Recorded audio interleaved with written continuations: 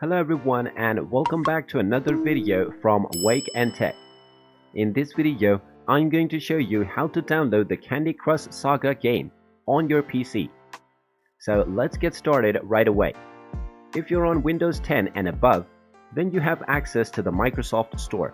So just go ahead and open up the Microsoft Store on your PC, and once the application is opened up, you can simply click on the search box and then type in Candy Crush. Now from the search results, click on Candy Crush Saga and this will take you to the official page of the game. Click on the install button and this will now begin the download and installation of the Candy Crush Saga game on your PC. Just wait for a while until the installation is complete. Now once the application is installed, simply click on the play button and this will open up the Candy Crush Saga game on your PC. You can now immediately start playing the game. And there you have it.